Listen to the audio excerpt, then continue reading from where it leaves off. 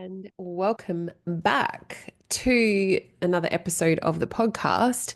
I am so glad that you are here. I am Hayley, and this is episode 167. And I'm talking today about marketing that feels good, more importantly, a wellness approach to business growth. And if you are just tuning into this episode for the very first time, it's nice to meet you. I am Hayley Osborne. And a couple of weeks ago, I announced a big shift in my business where I am now supporting health brands on their journey to marketing their business and doing it with standout marketing that really connects to create a real impact and grow thriving practices. So, if you haven't, if today is your first time joining me, go back and listen to 2 weeks ago. So last week and the week before, first, and then today, which is just a nicer flow. And they're, short, punchy episodes. So you can listen to it in the car from start to finish, pretty much wherever you go. So, around 13 to around 25 minutes, which is lovely. And you get that bite-sized piece of information. You take something away, enough to get one thing really, and then you go and you implement it and you activate it, which I think is really important because if you're constantly learning and you're upskilling and you're educating yourself, but you're not activating on what you are learning, then that's massive too. You have to take action. And I do know that I think that the way that I'm able to run my business and how it is successful is because I move very fast, and I have three small children. So I don't mess around. And in this podcast episode, I really want to talk about how I structure my content and my workflow so it works with my well-being, not against it. And when I say the word well-being and wellness, for me, it probably means something different to you and to what it does for everyone because everyone takes that as everyone's wellness is different. It looks different for everyone. So what works for me won't work for you because, for me, it might be sitting down for a few minutes of peace with a cup of tea that day. Okay, because my children are very small. But that might not be for you. So it might be every Friday you go and have a massage or something like that. And so, anyway, I'm really excited to sit down with you today for a conversation that's really been bubbling inside for a little while now. So, if you're a solo practitioner in the health space, maybe you're a physio, an acupuncturist, a naturopath, a therapist or a coach, then I already know one thing about you. And I know that you're deeply passionate about helping people and making them feel better. But are you feeling good in your own business? Specifically, though, does your marketing feel good? Okay, because here's the truth. It's not just a tool for growth, right? It's part of the health of your business.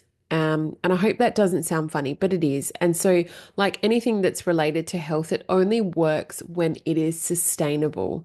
Okay. And so when it supports you and it supports your clients. And so I think today I want to talk about the burnout problem that I see way too often in marketing for solo health practitioners. And this has come up a few times for me, even in the last week. So that's why I want to highlight that. And the rituals and the rhythms that actually support sustainable visibility.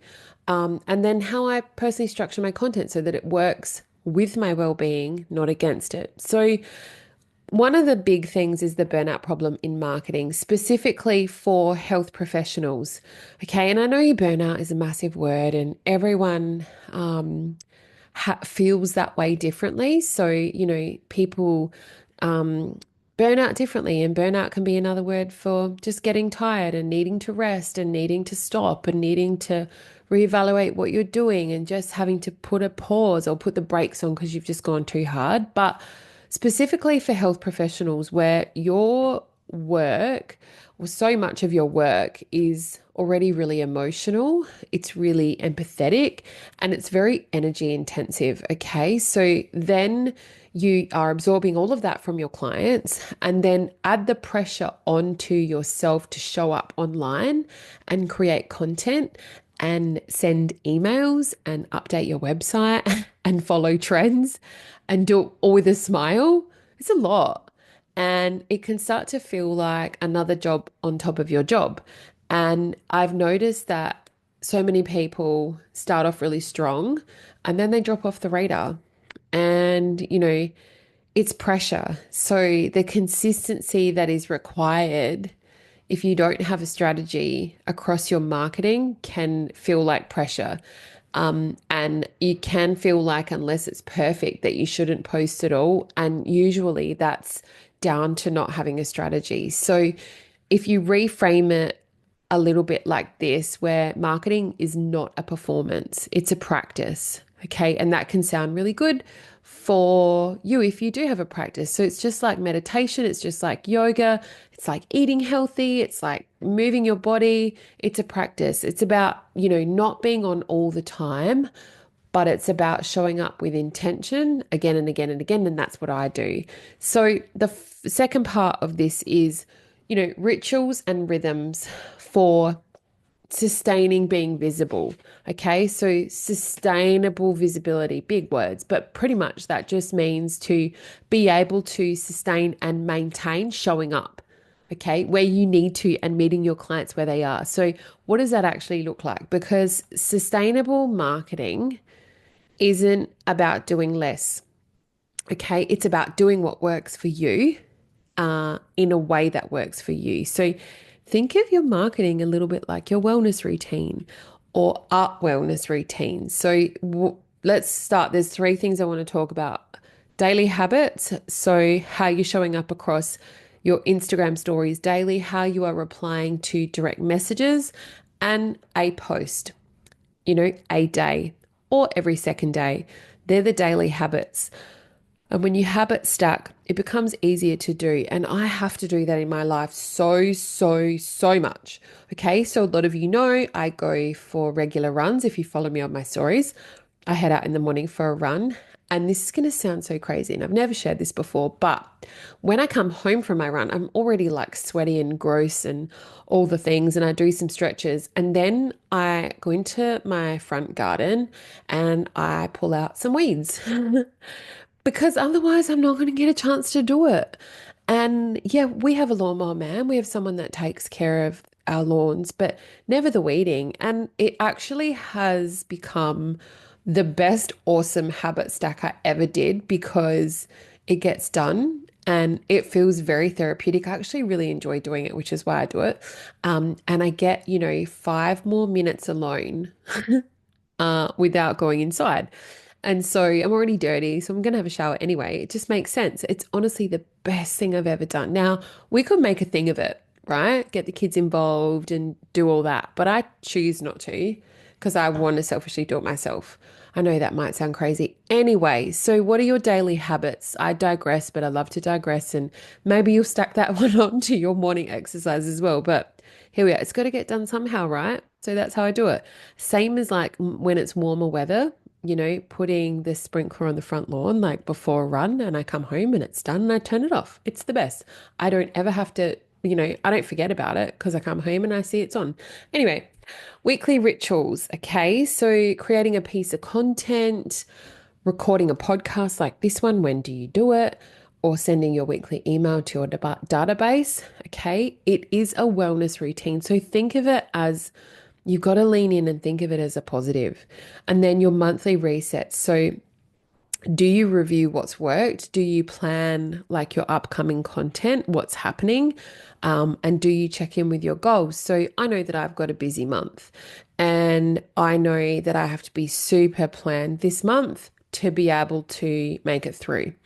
And I need to allocate like where I'm working and where I'm not.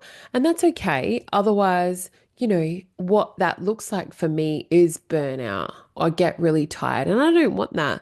And so it's all planned. And I think that when you build your marketing rhythms and the way you can create sustainable marketing that is consistent and keeps you visible is if it fits in with your energy and if you stop fighting it.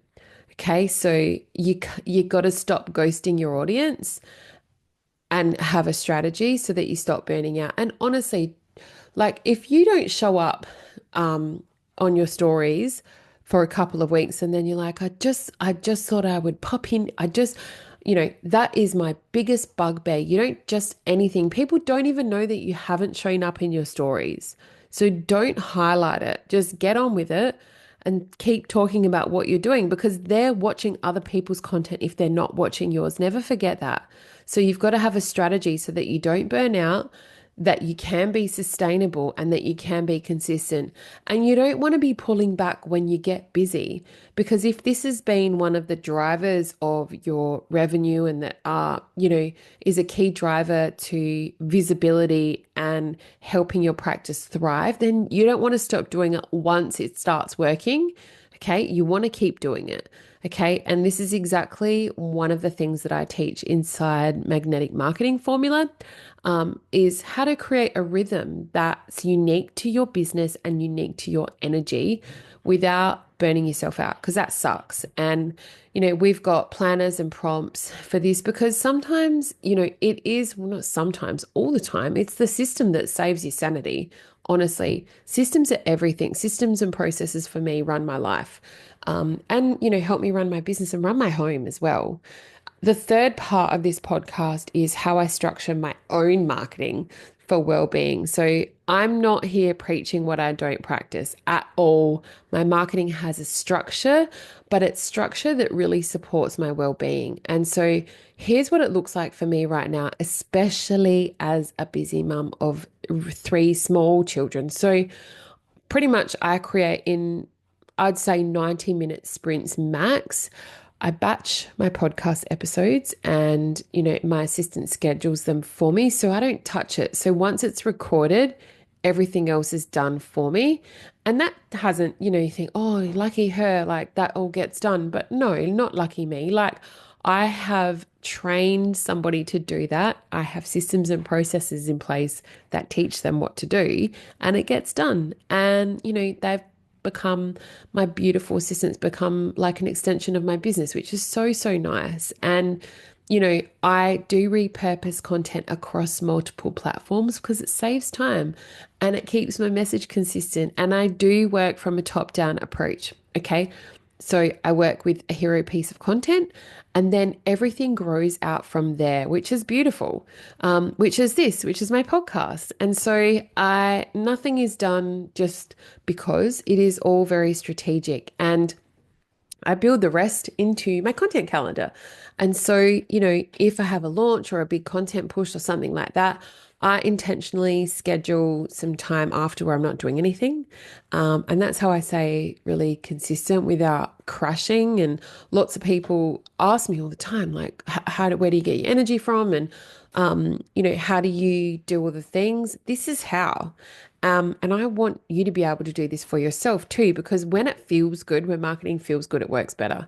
And your audience can sniff it from a mile away and people feel your energy behind how you're showing up. I think that's really important. So if you're a health brand or you're a solo practitioner and you're ready to build a business that grows without sacrificing your well-being, know this, there is a way. Your marketing can feel energized, creative, and aligned, and it doesn't need to be rush, reactive, or overwhelming. Because I know that after a day of seeing clients and, people in your practice, you are burnt out because you have been absorbing a lot of emotion from other people, whether it be, doesn't matter what you're doing. If you're in the health space, that's what you're doing. You are helping people be better in some way, shape, or form. So if you want to find out more about Magnetic Marketing Formula, doors are opening soon. You can add yourself to the wait list, or head over to my website, hayleyosborne.com, and you can have a look there at what it is and who it's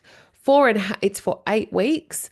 And yeah, doors are opening soon. So add yourself to the wait list because there's some awesome bonuses on the wait list if you join in the 48 hours before the doors open period from the wait list. If you loved this episode, I would love for you to share it with somebody that you think that it might help, because that means that I can get into the ears of more people. And, tag me on Instagram or send me a DM if you like this episode. I get a lot of messages, which is so nice. And, if you've seen this in your inbox, in your email, just reply back to me. I love having you appear in my inbox. Anyway, I hope you have an awesome day doing whatever it is that you are doing, and I will see you next week. I hope you love this episode. Bye.